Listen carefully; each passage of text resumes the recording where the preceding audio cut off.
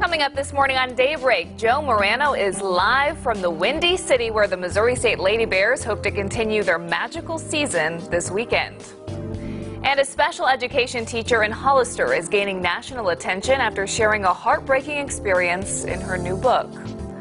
Plus, Hannah Zettel has the story of how Springfield residents had the opportunity to experience interactive digital media with C-SPAN.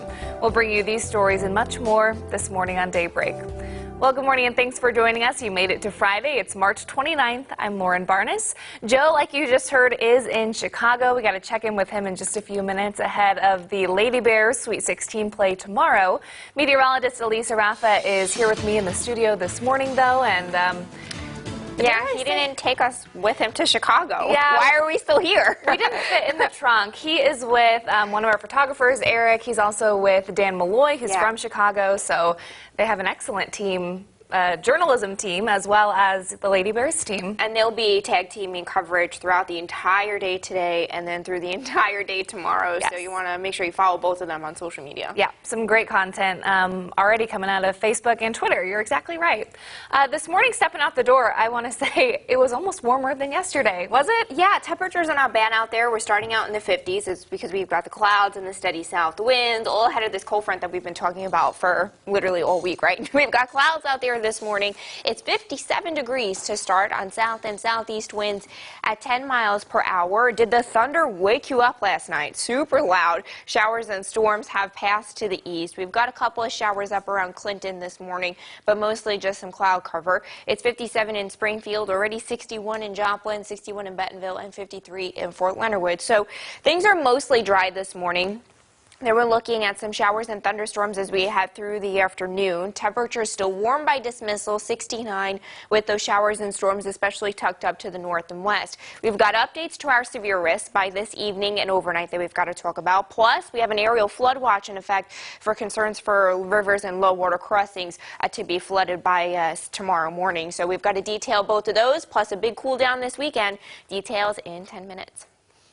All right, this weekend, the Missouri State Lady Bears try to keep their season going, taking on Stanford in the Sweet 16. That game will be played in Chicago, and that's where we find my co-anchor, Joe Morano, who is there up and at it this morning. Hey, Joe, are you ready to bear up out there? Lauren, I'm doing all right, and we're doing all right out here. It's a lot of fun so far, and we just drove up yesterday, but check it out. Chicago right now, not too bad, as the Missouri State Lady Bears try and keep that title of Cinderella going. In fact, NCAA.com even crediting them with that because they're the only double-digit seed to make it to the Sweet 16. And so the task isn't going to get much easier, but it's all good teams at this point in the season because, as you just said, Missouri State takes on Stanford tomorrow at about 5 p.m.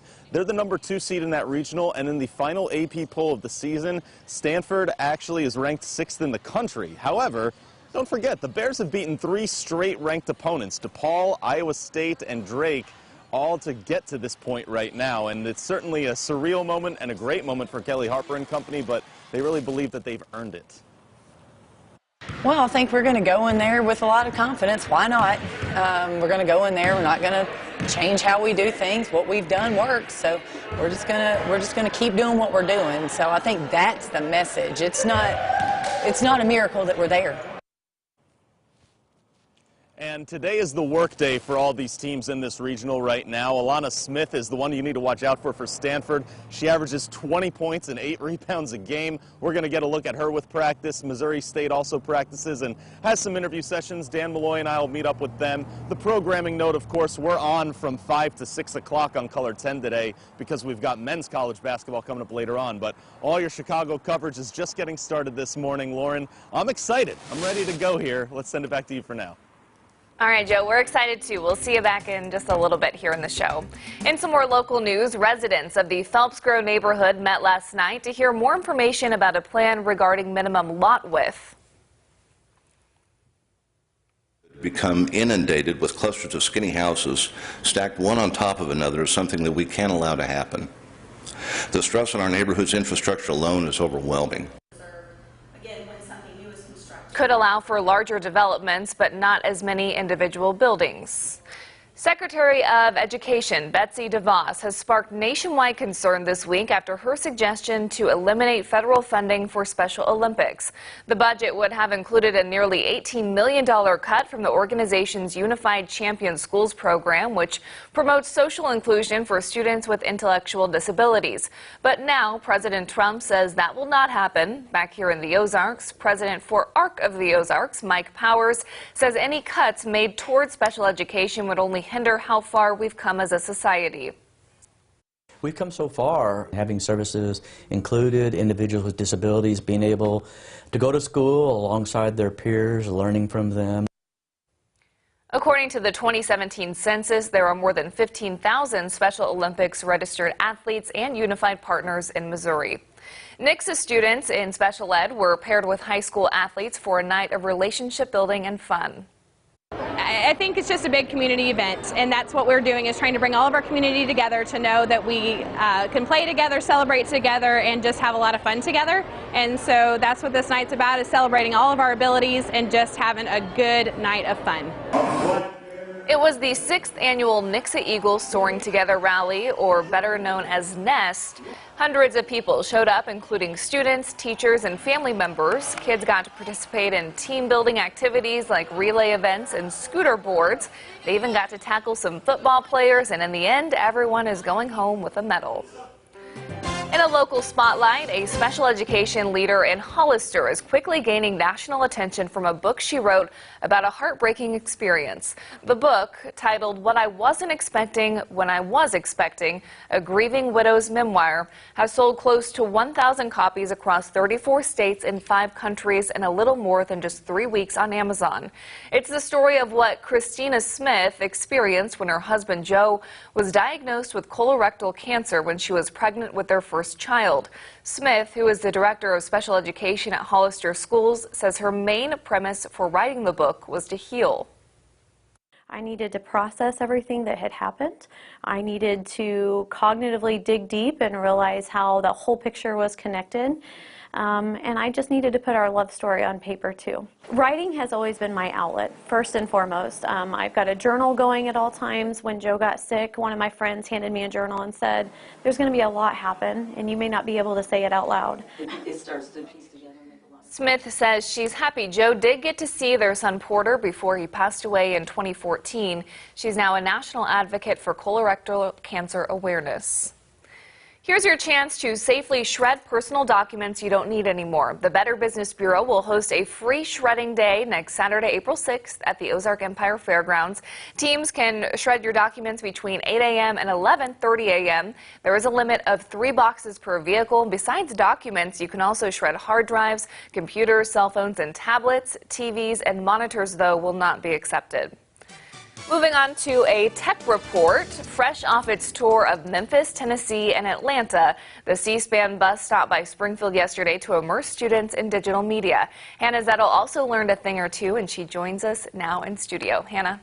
Good morning, Lauren. The bus is a multimedia mobile classroom that travels the country to engage the community while also showcasing C-SPAN's public affairs programming and resources. This week, it visited the Discovery Center. You learn a lot of stuff. The C-SPAN interactive media bus rolled through Springfield, teaching students all about its public affairs programming. We're really excited to kind of show what C-SPAN is, what we do. And what exactly does C-SPAN do? It's kind of like a news. Yeah, it's kind of like a news channel, Yeah, right? kind of. You guys like making up your own mind?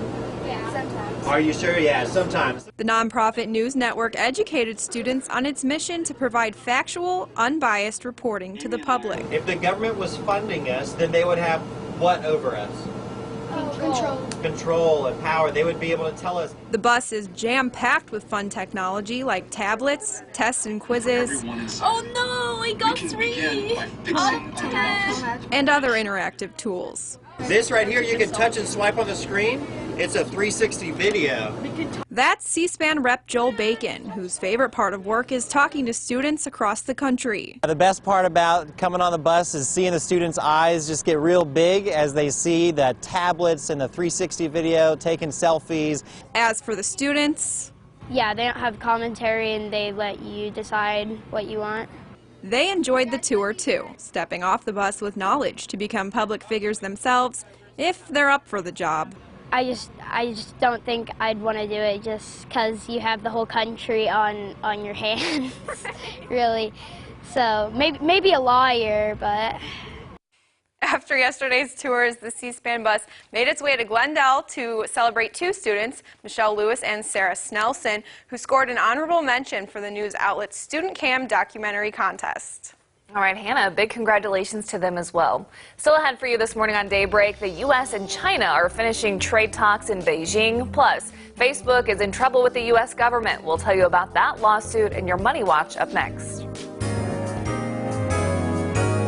From Color 10 Ozarks First, Lauren Barnes, Joe Morano, and weather with meteorologist Elisa Raffa.